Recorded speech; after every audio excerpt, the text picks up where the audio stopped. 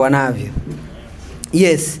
Sasa nataka tuangalie hapo jinsi ya kuwa kama nyoka.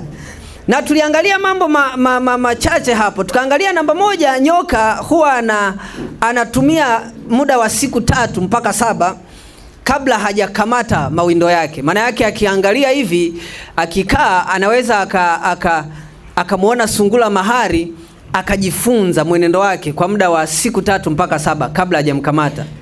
Kwa hiyo anaweza kufanya hivyo mara kwa mara. Kila anapotaka kukamata kitu fulani lazima ajifunze hapo. Lakini pia nyoka ni mkimya. Haendi kwa kelele. Hana kelele. Unajua moja kati ya kitu kinachoua mafanikio duniani kwa kasi ni kufanya mambo kwa kelele. Just that. Ukitaka siku fuatilia. Hata hapa kuna watu wamefika daraja kubwa na wana magari, they are here. Lakini akikaa hapa huwezi jua. Ni jamaa yupo tu. Yaani yupo kama yupo vile. Lakini matokeo yanasema. Sasa kinachoua matokeo kelele. Ndio maana nyoka hawezi kwenda kukamata sungura, hana spidi. Anajua kabisa sina spidi ya kumkamata sungura. Sasa hawezi kufanya kosa la kwenda kumkamata sungura anapiga mluzi. Hawezi kufanyeje? Kumkamata. So baadhi ya watu hususan Afrika huwa tunaanza maisha na kelele like watu tuna kelele. Kwa sababu saikolojia, kadiri unavyoenda kwa kelele ndivyo unavyowafukuza watu. Kwa you need to be very silent. Nenda tu kwa kimya. Umepata watu, wafundishe, waoneshe faida na hasara, alafu wape muda wachague. Ukiwa unaenda kwenye social media, usiende kwa kelele. Yaani it's like in Africa, mtu anaweza akaanza leo biashara, lakini akiingia kule mtandaoni, umeona? Gari kesho tu na gari kama hii. Tafuteni hela vijana, cheni ujinga. Watu tunazo bwana. Sasa pale unakuwa unafukuza watu. Hata kama una uwezo mkubwa kiasi gani, kelele zinaweza zikawafukuza watu kwako.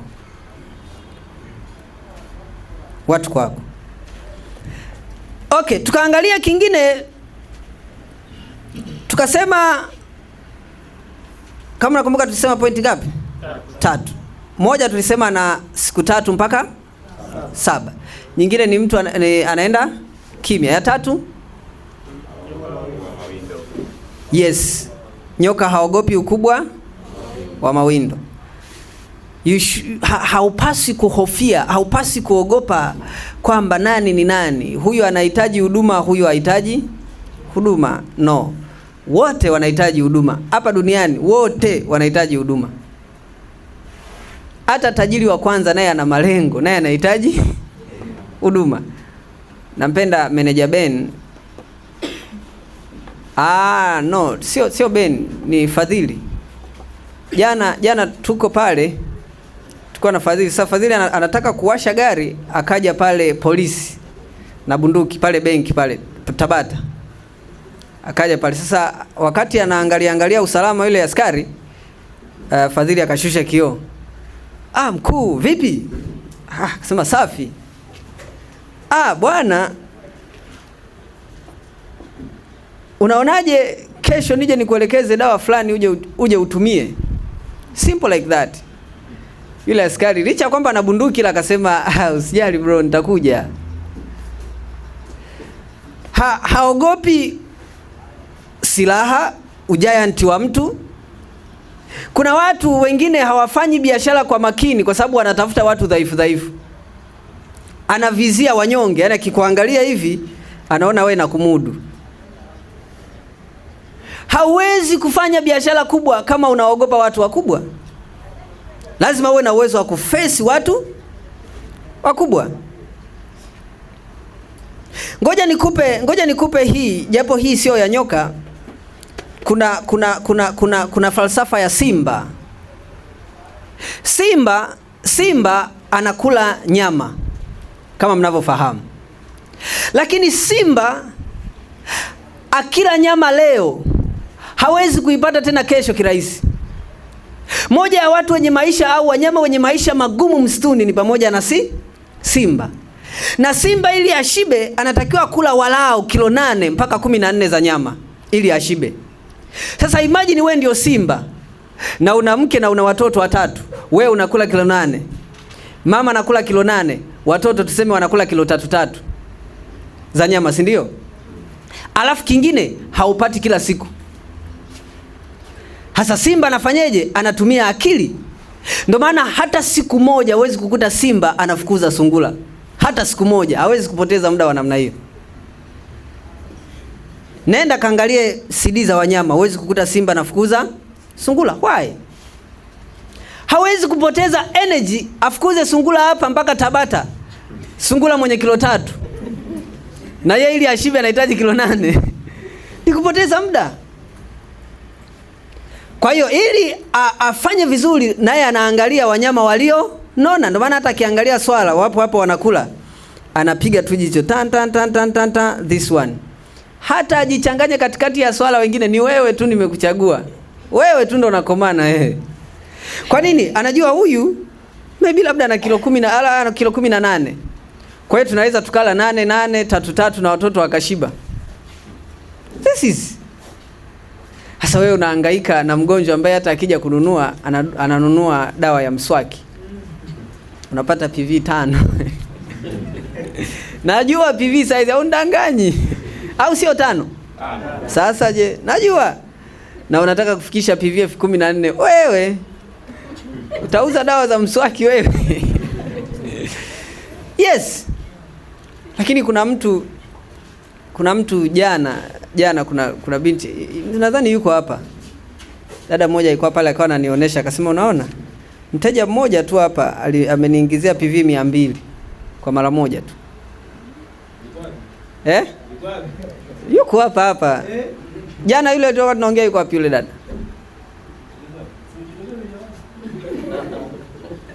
Au naogopa nitakuomba hela? Na mimi siombagi hela. Nadhani leo hajaja. Yes. Sasa kwa hiyo unaona mtu hajapata watu wengi ila mtu mmoja tu ameweza kufanya hivyo.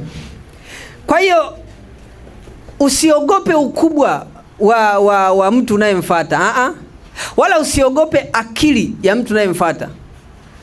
Wewe tu amini kile ulichonacho. Only that. Mimi si nikwambia nimeenda pale kwa mkurugenzi wakanipa chai haina sukari for the first time. Nilikasiri. Kwanza nilikunywa tu mara moja. Mawazoni mwangu nikajua wamesahau kuweka sukari. Ndio nilijua hivyo. Sasa nimekunywa at that time nikaacha hapo mpaka ikapoa. Sasa baadaye naona aibu. Unajua ukiwa mgeni tayari tumefika, sukari iko wapi? Sasa niwe mpole. Akasema mbona hujamaliza chai? Haina sukari. Hiyo ndio ilivyo. Kumbe hapa mnakunywaga chai hazina sukari. Kwa siku nyingine ndo akanipatia elimu akasema, bwana hii inaitwa si Girofora ni hivyo? Jingo. Sasa yeye hakuniambia hivyo, kwanza akaniambia hii ni chai ya Kichina. Inasafisha maini, siji figo, siji nini. Akaniambia tokea hapo siku hizi wanakunywa afu natafuna na kile kidude kile. Kwa nini? Umenipa thamani. Sasa unahangaika mtu, tumia kitu, tumia hii. Mpe mtu. Hata kama ni tajiri, wewe mwambie askari, ukitumia hii kwanza, unajua unasimama muda mrefu na bunduki. Kwa hiyo uti wa mgongo huu huwa unalika. Ukifikisha miaka 80 utapinda. ukitumia hii inaenda kufanya moja. Kwa anaanza kutumia akiwa anajua kile anachokitumia. Sasa basi leo ndo tunaangalia hii kubwa. Hii nataka tuangalie. Hii ndio kubwa. Elewa kwamba toka Mungu aumbe wanyama, toka Mungu aumbe maisha, hii point izingatie hii. Nyoka ni nyoka tu. Tuseme snake are snakes. Yes, snake, nyoka ni nyoka. Para kama tunalala. Tuseme nyoka ni nyoka. No matter what, snake will remain to be what? Snake. Nyoka utakayemkuta Marekani na nyoka utakayemkuta Mikumi, Morogoro ni nyoka yule. Isipokuwa the dangerous is, katika maisha yote ambayo mimi nimeyaona, wanadamu ndio wanaobadilika kwa kasi. Fatuma wa darasa la 5 na Fatuma wa chuo kikuu ni watu tofauti, ila ni Fatuma yule. Ukweli uongo? Kila siku mwanadamu anabadilika, lakini nyoka ni yule. Na ndio sababu watu wanaofeli maisha siku zote katika dunia hii, katika uumbaji wa Mungu wowote, wanadamu ndio wanaongoza kufeli maisha. Hautakuta kikao cha simba wanasema maisha magumu. Hauwezi kukuta nyoka wanasema maisha, ni wanadamu tu. Kwa nini wanadamu? Kuna mahali tunabadilika. Nyoka ni nyoka tu. Hii ndio nilisema ni kubwa, inahitaji tuiangalie kwa kina. Ngoja nianze na statement like this. Mafanikio yanatabirika. Kadhalika kuto kufanikiwa kunatabirika. Usiseme watu wanakusema vibaya. Kiongozi akisema hutapata matokeo, hupati. Wala usiseme we sio Mungu, natabiri utapata au hutapata. Kwa sababu mafanikio yanafanyaje? Yanatabirika. Ukimwangalia tu mtu hivi, unajua huyu hatoboi. Yaani kwa kumwangalia tu hivi, huyu trust me.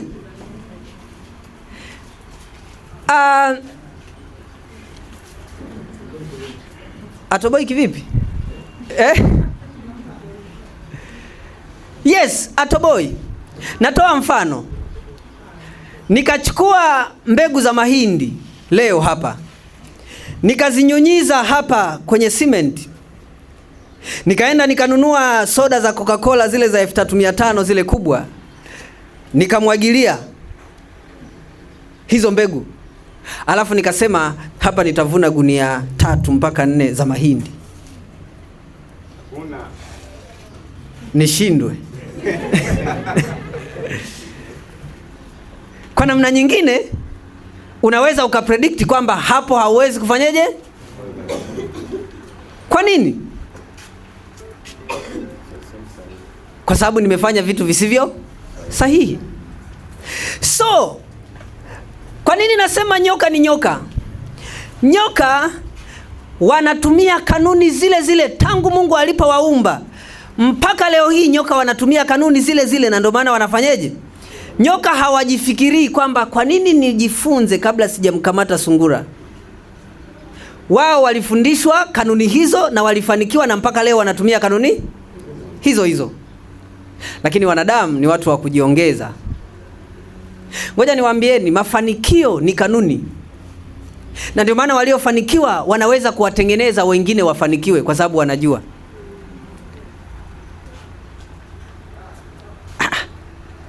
Watoto wa matajiri ni matajiri na hawashindi kwenye biashara.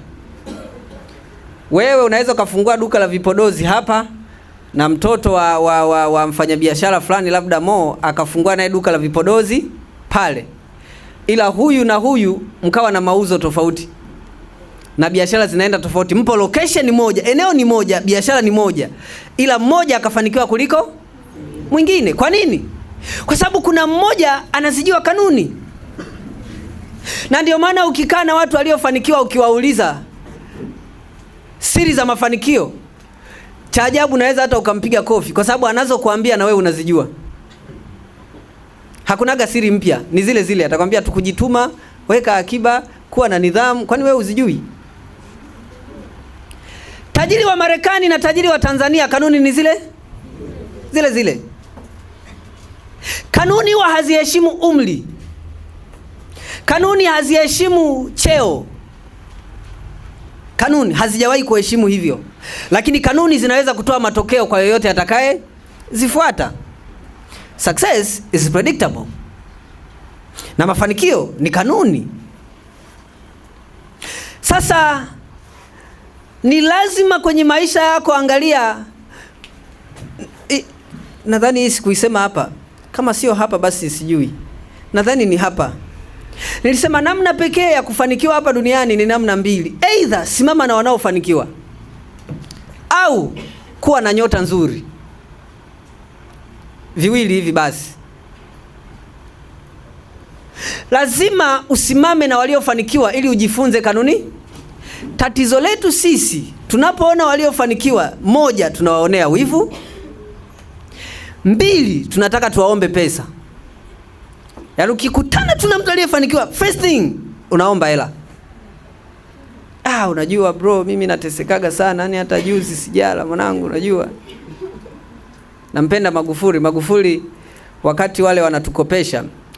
Wale jamaa walikuwa wanatukopesha mikopo Tanzania, kila mwaka wanatupa. Tena kuna mikopo kama nchi mnakopeshwa kwa lazima, hamuombi. Yaani wao tu wanatathmini, anasema tumewapa huo mkopo wa elimu. Kipindi kile Magufuli akawa smart, akasema hivi, hiyo mikopo mnayotupatia kila mara, safari hii tunaomba mtuoneshe mnakozitoa hizo pesa. Ili kama nyie mnatoa pesa huko mnatupatia, mkituonesha mnakotoa, tutakuwa huru na sisi kuto kuwasumbua tukazichukue huko. Usimpe mtu samaki, kamuoneshe sehemu ya kuvua.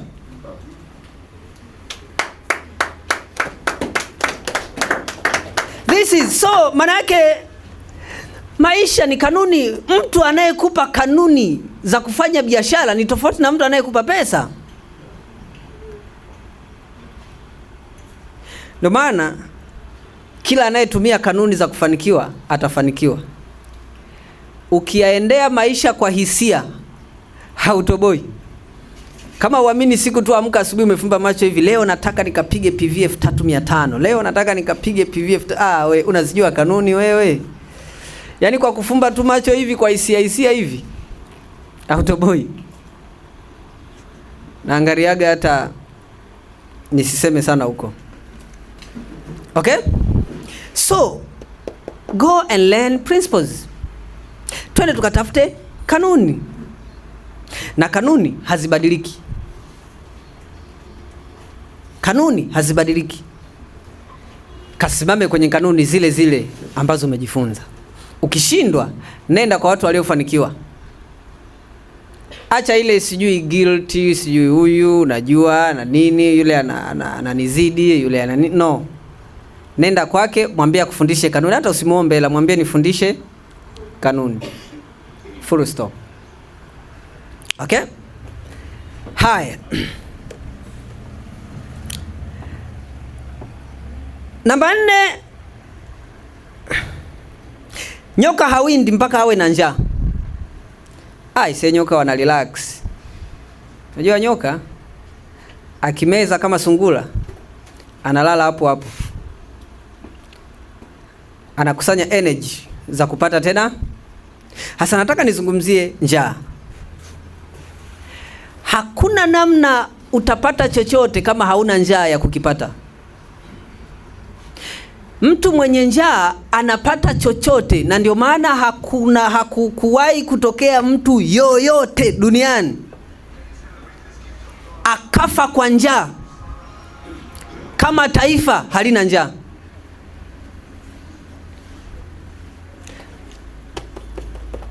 Nakupa mfano.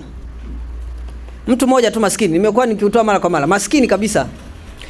Alimfuata bosi wake.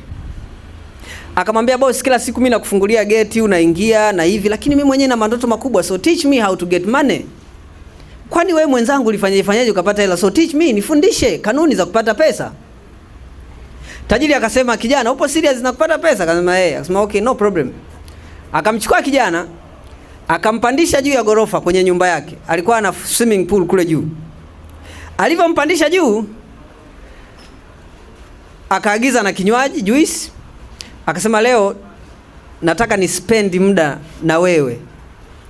Cha kwanza ni kuoneshe tu maisha yalivyo. So akaingia kwenye lile bwawa, wakawa wanaogelea pale. Wakati wanaogelea, tajiri akashika kichwa cha yule maskini, akakitumbukiza kwenye maji. Akiwa amezama akakaza huko chini, maana yake hakuna kutoka. Sasa akaanza kunywa vikombe, anarusha mikono na miguu. Alivyoona anakaribia kufa, alikusanya nguvu, akamsukuma tajiri katika nguvu, yani katika kiwango ambacho hakuwahi kufikiria kama ana nguvu hizo. Alipotoka anahema, anasema kumbe wewe unatoa kafara watu. Tajiri akasema wala sikutaka kutoa kafara, lakini nilitaka nikufundishe kwamba hivi ndivyo maisha yalivyo. Kama hautayatafuta maisha kama ulivyokuwa unahangaika kuitafuta pumzi kwenye maji, never sahau kuwa tajiri. Never sahau. Usiseme sipati kwa sababu vitu havipo, sema sipati kwa sababu sina nia, sina njaa. Kama uamini, nenda hospitali pale ukapimwe sasa hivi. Daktari akwambie una siku 14 tu, usipofanyia operation unakufa. Unatakiwa kuwa na milioni 60. Kazi utakayofanya hizo siku yaani ndani ya siku 14 unaweza kufikia daraja la 10. Yes.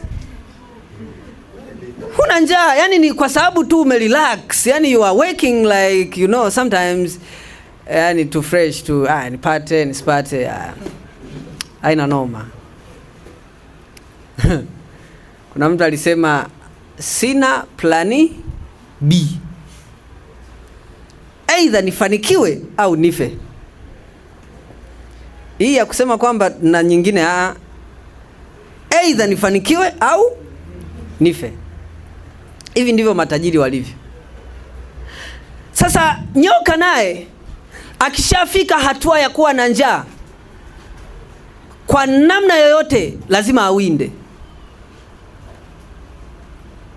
Nachokufundisha, tengeneza njaa ndani yako. Wala usisubiri kutembelea njaa si ya kiongozi fulani. Njaa ya pasta, mimi nina njaa yangu. Mimi nayo ya kwangu, wewe sijua. Ndio maana nawaambieni, watu wanajiuliza tu. Hata jana tupo tunarudi njiani, meneja Beni ananiuliza, hivi pasta wewe ulianzaje mpaka ukawa unahubiri? Yaani mpaka saa hizi kwa umri wako tayari umeshafikia hivi watu wengi. Ulianzaje? Sasa mimi ndio najua njaa ilikotokea. Wewe unaweza ukasponsor sehemu kaweka labda 600,000 tangazo watu waone product.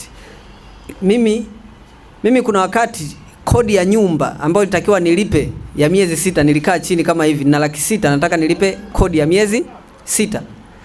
Nikapiga mahesabu. Nikilipa kodi nimepata pakulala, sawa. Lakini nikilala pakulala hakuna shida. Hasa nikilala, nikiamka nitakuwa naamkia wapi? Pakulalia nimepata, pakuamkia sasa ndio sina. Sasa nikapiga mahesabu, kipi ni cha muhimu? Nitafute pakuamkia au pakulalia? Hasa kwa sababu baada ya majadiliano ya muda mrefu nikaona hebu ngoja nitafute pakufanyaje? Pakuamkia. Kwa badala ya kulipa kodi, ikabidi nichukue zile fedha niwekeze kwenye Injili. Kwa for the first time ikabidi ninunue vifaa ambavyo sasa nitakuwa na rekodia mahubiri tukiwa kwenye seminar nafanyaje? Na post. Ndio maana nakuambia kuna wakati nimelala nje sio kwa sababu nilikuwa sina hela, niliamua. Si mimi mwenyewe nimejadiliana, kwa hata mwenye nyumba wakati ananifukuza kwangu haikuwa surprise wala sikuwa nalia. Nisamee sana. Nilikuwa tu na enjoy, tuna amani kwa sababu nilitarajia this will happen kwa maamuzi ndio yafanya. Kwa sasa inategemeana na njaa ulionayo. Nitoe mfano mwingine, maisha sijui kama okay, sijapata. Hii dunia unayoiona hii ni kama chupa la maji kubwa lenye maji mengi. Kwa hiyo wewe ni kuja kuchota haya maji. Sasa utachota maji kulingana na kiwango cha kiu ulio. Wote hapa tukapata vikombe, sasa tuchote maji pale. Wewe huna kiu, hutachota. Mwenye kiu kidogo ataweka niwekee kidogo. Anaweka kidogo, anakunywa hivyo. Lakini mwenye kiu nyingi atakuja na lita 2 ya maji. Atajaza ile lita 2 kwa sababu yeye ana kiu.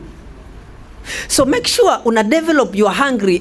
Ebu tengeneza njaa yako binafsi isiyosukumwa na mtu fulani. Na namna pekee ya kutengeneza njaa ni kusimama kwenye maono yako. Simama kwenye maono yako. Acha kuishi maisha kwa ajili yako. Mungu hajatuumba tuishi kwa ajili yetu sisi wenyewe. Unapofanya kazi, angalia familia, angalia watoto wako wanaokuja, angalia watu huko nyuma. Just do for the people. Unapoenda kufanya biashara, hebu nenda kafanye kama unaenda kusaidia watu. Nenda katoe huduma, watu wanateseka. Nenda huko uone watu wanavyoumia. Hebu jenga maono yako wewe ni nini? Yaani maono yako wewe ni nini? Kwa sababu kinachomsukuma mtu ni maono. Biblia inasema pasipo maono watu hushindwa kujizuia. Mtu asiye na maono hata kujizuia ni kazi. Pasipo maono tutahitaji fence kubwa sana kudhibiti watoto wetu. Ukiwa na binti yako anaenda chuo, usimpe ulinzi wa mtu. Mpatie maono, atajilinda mwenyewe. Lakini ukisema uweke security, haiwezekani. Huwezi kujipatia hamasa ya kupambana kama maono yako hayapo. Mkurugenzi kila siku anasema hapa, maono, vision. Tofauti ya watu wa juu na watu wa chini ni maono tu peke yake. Wote tunapumua hewa hii oxygen, wote ni wanadamu hivi hivi. Wote tunaaibu hivi hivi. Nye, hata Bill Gates ana aibu. Si ajabu wewe ukikutana na Bill Gates akawa anaongea hivi.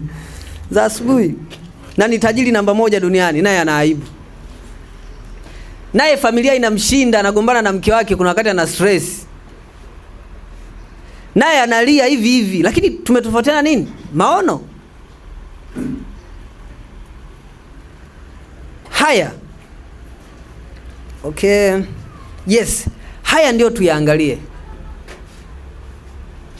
Nenda, assignment inayokupa leo. Hebu nenda katengeneze njaa yako. Nenda kasimamie kanuni ambazo unajifunza na usibadilike kwa sababu ya hisia. Nenda kasimamie kanuni. Nenda kasimamie kanuni. Itakusaidia. Kasome vitabu. Nenda kajifunze speeches za watu mbalimbali.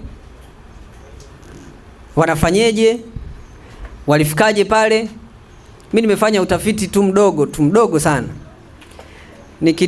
Ukitaka kuposti kitu kitakachotazamwa na watu wengi, nenda copy kitu kinachotazamwa na watu wengi. Kwa mfano sasa hivi ukiona kuna story, niliona kuna dokta mmoja hivi, ni trending doctor, ni rafiki yangu. Watu wanafikiri ana bahati, ila nikimwangalia the way anavyotengeneza content zake za kidaktari, yuko smart, wala hateseki. Yeye anaangalia upepo. Kwa mfano sasa hivi story inayo trend sasa hivi ni ipi? Watu wa Mbeya. Ya Wema, sio? Sasa anaingia tu pale TikTok, cha kwanza tu akiingia tu for the first time, pap, anasema, "Hivi mnajua kwa nini Wema hakupata mtoto miaka yote amekuja kupata sasa hivi?" Tulia nikwambie. Kwanza nataka nikuelekeze. Kuna hizi dawa hizi, mnaziona hizi? Hizi ndio unaweza kutumia ukapata ujauzito kama ulikuwa hupati. Okay, turudi kwenye story ya Wema. Now you see this. Sasa unakuta ile video ina watazamaji milioni 1 for the short time. Sitaki ukafanya hivyo, lakini ninachokufundisha, ukifanya vitu vinavyofanikiwa utafanikiwa vile. Ukizungumzia vitu vinavyo trend na wewe utatrend. Ukikaa na watu waliofanikiwa na wewe utafanikiwa. Only that. Sasa sio waliofanikiwa hapa wanajisikia sana kweli? Sisi tukasema tukae na waliofanikiwa, kumbe majamaa wanajisikia. Unakuta maskini akifanikiwa anakuwa anatembea hivi. Yaani kuna namna kikaa, yani kwamba anazo. Ila hamna. Kuna mtu yule anaitwa hivi, ni Rafa mwenye LC300 ni nani? Ni Rafa. Nilikutana naye kwenye seminar for the faith. Yeye ananifahamu, mimi nilikuwa simfahamu. Yeye ananifahamu muda mrefu, alikuwa amenifollow. Sasa tumekutana hivi. Yeye ananifahamu. Mimi simfahamu. Kwa hiyo tunaongea, tumekaa tunapiga story muda wote. Mimi namsikiliza, tunaenda. Unajua akiwa anaongea vitu vingi. Najua bwana, nchi ili ibadilike na hivi na hivi. Nikaa namsikiliza hivyo na nini. Basi ikafika muda wa kuondoka, hebu tuondoke. Sasa tupo njiani kwenye gari, wanapiga story. Ile gari yangu bwana imepata shida kidogo. Anamuonesha sasa mwenzake. Imepata shida kidogo. Sasa mimi naiangalia gari yenyewe iliyopata shida kidogo. Nikasema brother, hii ni gari yako? Akasema ndio hivyo, tunapambana tu hivyo pastor. I was like, hey, you guy, this one. Lakini sasa yeye ukimwona sasa unaweza kufikiri amekosa jelo ya kunyolea ndevu. Very smart. Lakini angalia ambao hawana sasa wanavyojitutumua sasa. Yaani ambao hawana sasa, akifika kwanza lazima mtambue. Yes. Mimi wa daraja la 5 nazungumza, nyie hamnizingatii.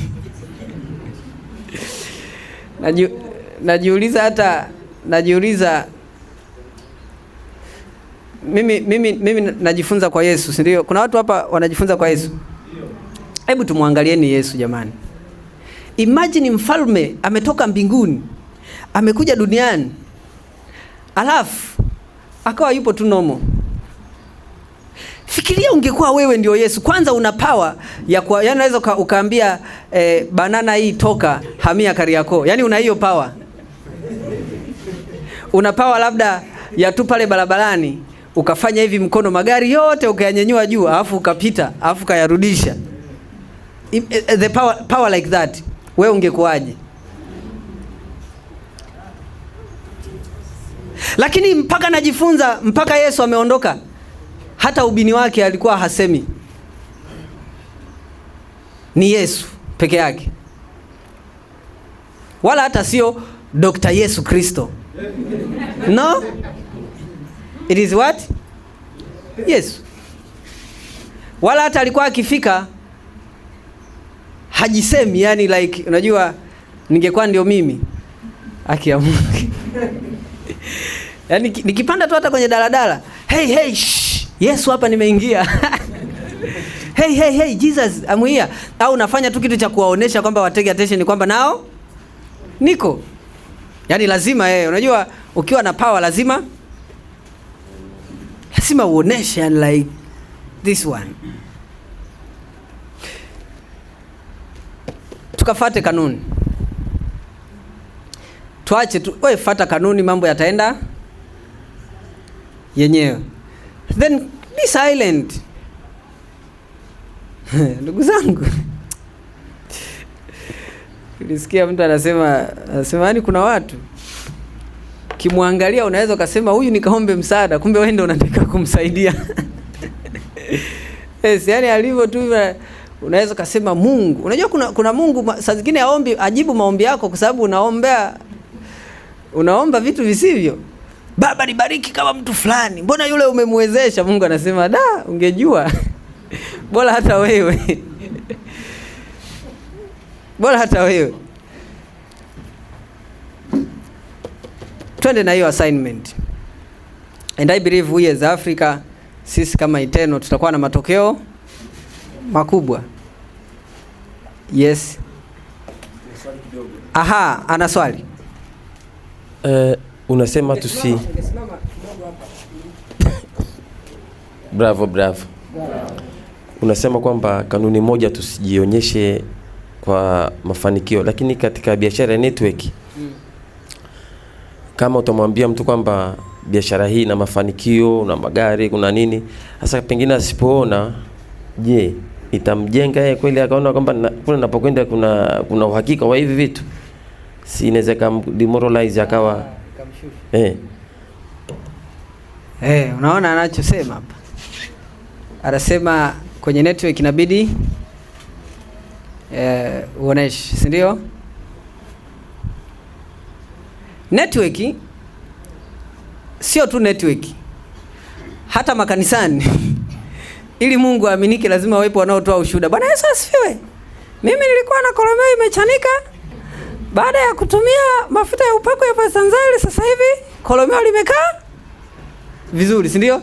Na amnaga shuhuda, watu wanasema mimi toka nilivyokuwa naomba sikuwahi kufunguliwa. Atawakatisha tamaa wengine, si ndio?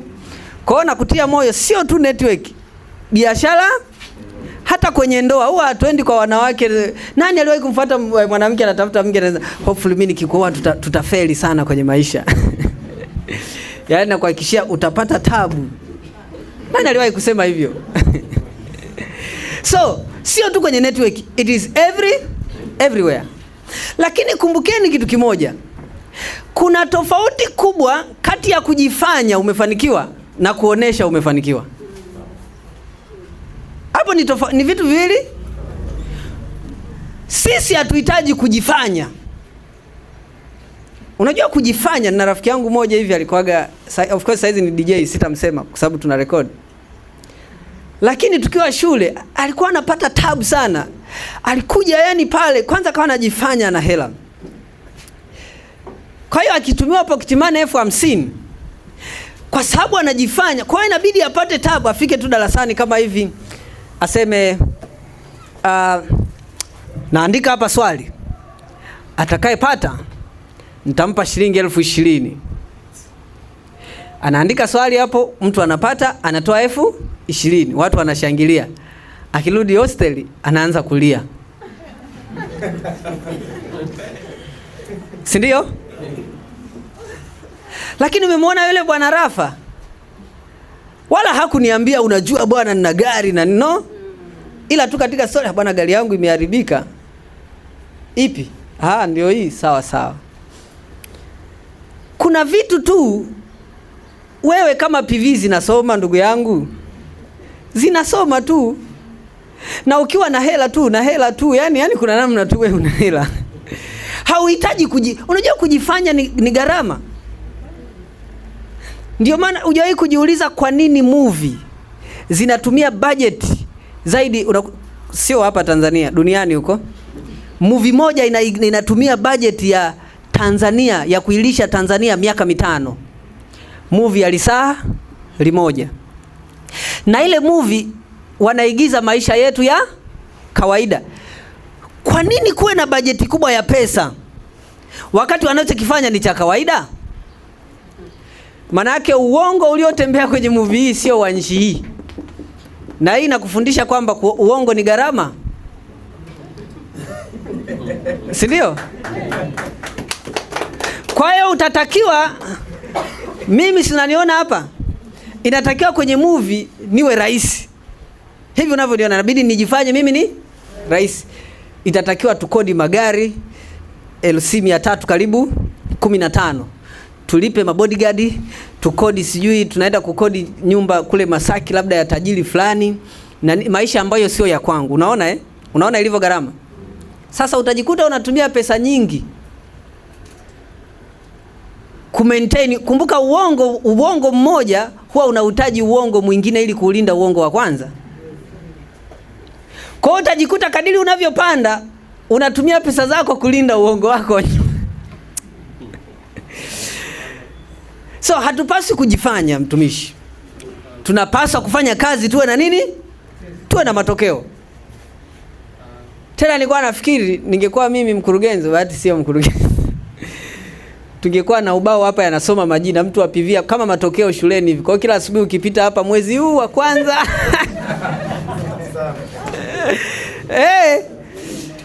Ili saa zingine hata ukiongea Ukiongea tu hivi watu tunakusikiliza kwa sababu tunajua huyu jamani ni watatu pale. Ukiwa wa mwisho hata ukinisalimia bravo bravo hata nisipojibu poa utanifanya nini? Utanifanyaje wewe wa mwisho brother? Lakini haya matokeo yanafanyaje? Yanasema hata wale wageni tunaowaalika wakija kusoma hapa matokeo hayana haja ya kujifanya, si wanaona tu kwenye dashboard pale yanasoma. Ila elewa kwamba kadiri unavyotumia nguvu kubwa kujionesha ndivyo watu wanavyokukimbia. Nyie hamjaona makampuni huko mbalimbali huko makampuni. Hivi mnajua tena mna bahati Iteno kidogo misingi yake imekaa vizuri. Nyie kuna makampuni mtu alikuwa ananisimulia sitaisema. Watu wanakuja wana fake life wanafungoza magari. Afu wanasalimiana yuko wanasalimiana good morning hata mchana. Something like that. Sasa angalia kile wanachokifanya kimewasaidia au kimewabomoa? Yes. So it is true. Na siku nyingine tena niwape technique. Hata ukiwa unaonesha mafanikio, yaoneshe mafanikio kama sio mafanikio hivi. Unaweza tu kawaambia watu, unaweza kaambia hii biashara usianze kusema ina faida kubwa, no. Hii biashara of course haina pesa nyingi za hivyo. Lakini inaweza ikakusaidia kidogo kidogo, at least vinjanja vidogo vidogo. Unaambia ukweli, haina maela ya hivyo. Kwa mfano mimi toka nimeingia sijafanikiwa sana, ila namshukuru Mungu at least nimenunua na tu viwanja tu 4. Unacheki? Hapo mtu anakuheshimu. Kwa sababu wakati huo hujui unayezungumza naye ni kosa. Hilo ndilo tunalolifanya. Unaenda kwa mtu unaanza kuzungumzia viwanja kana kwamba ndio mafanikio makubwa. Unajua unayeongea naye anao vingapi? Mimi mwaka jana tu nikapanda level hapa, nikapata gari ya milioni 19. Nani hapendi gari ya milioni 19 hapa? Wewe unazungumza kumbe kuna kina Rafa watatu wamekaa hapo. Anakuangalia tu, anakusubiri ujimalize ili mkitoka akupe lifti kwenye V8 yake. Unaanza kuona aibu. Unaanza kuona aibu mwenyewe, yani unakuwa mnyonge.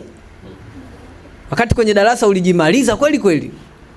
Nani atamani gari ya milioni 25 hapa? Wewe sema tu. Tamshukuru Mungu, unaweza kupata vizawadi vidogo. Unaweza kukuta Mungu si asmani umeshinda zako kagari ka milioni 18. Si gari sana lakini itakusogeza kimaisha.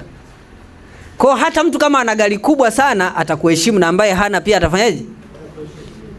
Tusijifanye, hebu tufanye kazi. Matokeo yatoke. Bravo bravo. Bravo. Bravo bravo. Bravo. Au nionyeshe mfano nini? Au nichukue, nataka nisajili kadi. Nijisajili. Nataka nijisajili. Kila siku nitakuwa nakuja na risiti za PV hapa. Sasa siongei. Risiti za matokeo. Sio mkasema huyu jamaa alikuwa juzi tu hapo yuko daraja la 10 ni mchawi. Nitachukua. Utanisajili? Uko vizuri sasa? Unajua inabidi uwe kiongozi wangu sasa. Nitakuwa nakaa chini unanipiga darasa. Nenda pale mtaani. Of course mimi nikishajisajili, wewe ni kiongozi wangu tayari. Kwa hiyo ukiniambia mimi bwana nina kanuni moja ya maisha.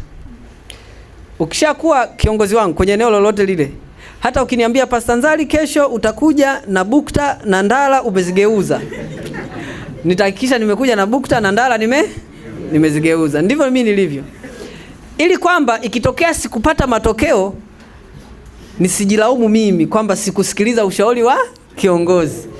Kwa hiyo ikitokea tumefeli, niwe na cha kujitetea kwamba wewe brother umefanyaje? Umeniferisha brother, kwa hiyo nibadilishe kiongozi mwingine. Tena nafikiri kuna mfumo wa kuhama kiongozi, kuhama nani? Upa huo? Hamjaiweka hiyo? Hiyo iwepo ili kwa sababu mimi siwezi kuwa smart, sawa? Mimi siwezi kuwa smart. Nimeenda kwenye timu ya kiongozi ambaye hayuko smart. Kwa sababu kiongozi asipokuwa smart na sisi tunafanyaje? Sasa kama kiongozi ana PV 40 kwa mwezi, atakuwa ananikatisha tamaa, na mimi nitakuwa naona PV 40 ni kazi kuzipata. Kwa sababu mimi nikiona kiongozi ananifelisha, kuwe na mfumo tunahamisha ideally nitoke kwa kiongozi niende kwa mtu smart. Tuwe tuna barua za maombi na tuma ya husu kujiunga na timu yako.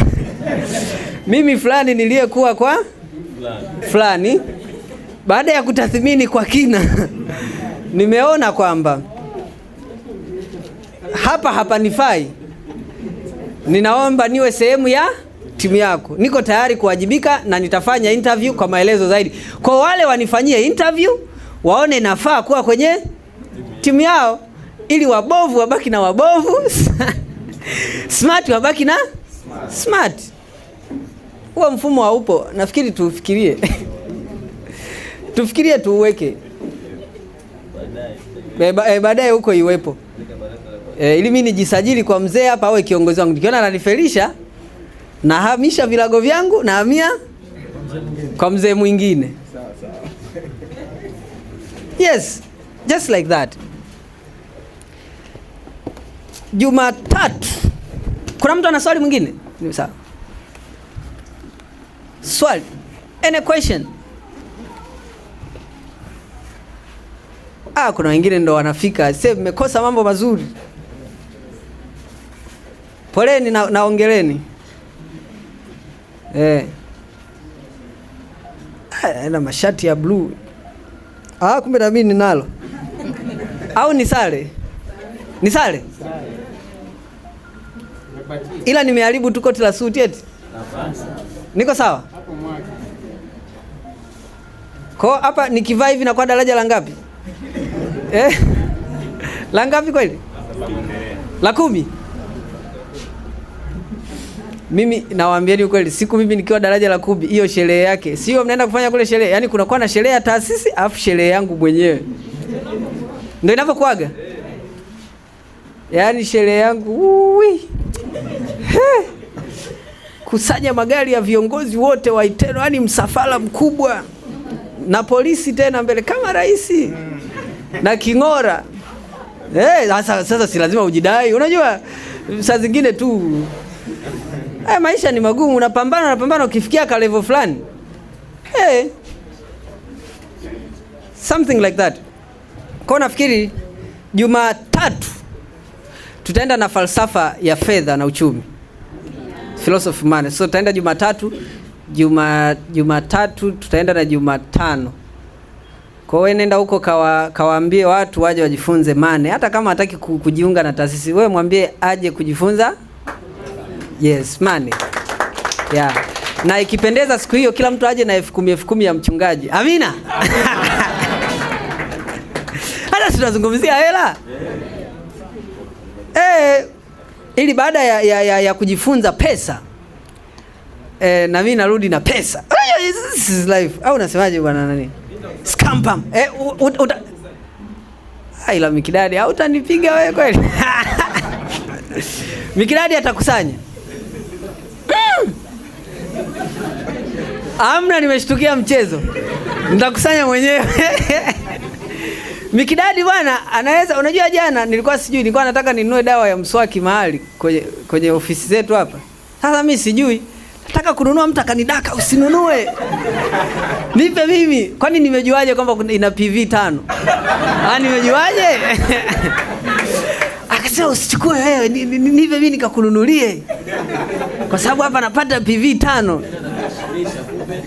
Nikajua mimi nikajua ameniheshimu kama mheshimiwa, usiteseke. Unaona? Sasa na mimi nataka nikatafute watu wangu 5 niwauzie dawa ya meno. Ile sinayo. Ya hii dawa nataka tu nikajifunze inatibu nini na nini na nini. Hii dawa bwana iko vizuri sana. Ila itakuwa ni hasara. Ngoja nipate ID. Ngoja. Maana yule ameniweza kwa sababu yeye ana ID. Kwa amekula PV zangu, lakini sio mbaya. Sio mbaya. Maisha ni kusaidiana. Kwa Jumatatu tualike watu hivyo, lakini tunaangalia pia hizi semina zitakaa kwenye flash. Kwa kama una flash pia, nafikiri mameneja wanasikia hii. ikieditiwa inaweza ikakaa kwenye kompyuta hapo ofisini, unakuja na flash yako wanakuwekea. Kwa hiyo unaenda kwenye TV unaweza ukaweka ukawa na familia yako labda na watu wengine wakajifunza pale. Kuna mwingine anaweza akajifunza biashara hata akiwa badala ya kumleta huku kamwambia hebu njoo nyumbani tuangalie kitu fulani. So akaja akajifunza. Yes. Then kwenye YouTube, kama YouTube pia unaweza ka download kama una access hiyo na maisha mengine yakaelekea. Lakini Jumatatu tunaanza tena seminar, topic itakuwa inasema incarnation of money. Incarnation of money. Sema incarnation of money. Yes, incarnation of money. Tukisema incarnation of money ni kama hivi. Incarnation maana yake nini? Kujifunua, yani kama yani okay. Ni kama kujifunua, yani kujifunua, yani ni kitu ambacho kimefichwa, sasa kinahitaji kifunuliwe fumbo zaidi kwa nyuma. Sasa kule kukifunua, kile kitendo cha kukifungua, yes, tunaita incarnation. So incarnation of man, something like that. Tutaenda nacho hapo juma ngapi na nini, na tufanye Jumatatu. Tukija na zile 10,000 tunafanya na tunafanya na Jumatano, si ndio? Tukija Jumatano kama zile 10,000 zikitoka, mheshimiwa, tumlete na nani. Jana nimeonana na Lugumi. Tena ni wapi? Nilitaka nisahau kujibrand tena. Tunamjua Lugumi. Jana nimekutana na Lugumi. Nilikuwa nafahamiana na mtu mmoja, naye anafahamiana na Lugumi. Kwa wakati tunaonana, yeye akawa anaenda nyumbani kwa Lugumi. Sasa huko na sisi tunazamiamo. Kwa na sisi tukazamiamo humo. Kwa hiyo tukiendelea hivi, mimi najua hii taasisi itakuwa siku tutamleta Lugumi hapa. Kwa nini tushindwe?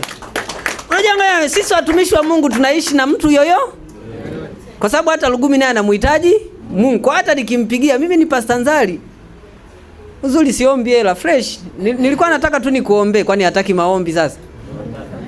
Tukifanya naye maombi mwaka huu, mwakani tunajipanga tunaandaa seminar kubwa, Lugumi tuko naye hapa. Inawezekana. Inawezekana. Kwa Mungu atubariki sana, na tusimame tuombe.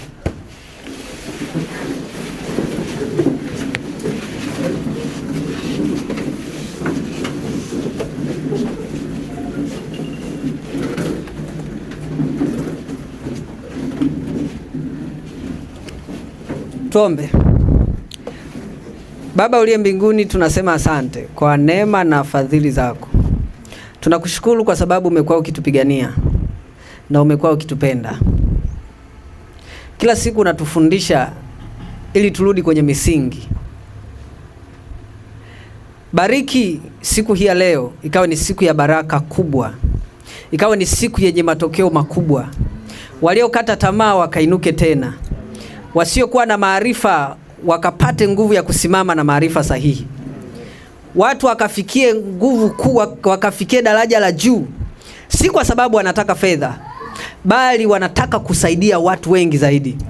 Watakapoinuka kiuchumi, watainua familia zao, watainua ndugu zao, watainua watu wengi ambao wapo mtaani hawana kazi. Watainuliwa kupitia hawa. Baba, tenda kwetu, nasi tutatenda kwa wengine. Baba, tunanyamaza kimya tukiamini baraka zako zitakuwa pamoja nasi kwa jina la Yesu. Amina. Basi si hata makofi jamani, sio vizuri jamani. Unajua?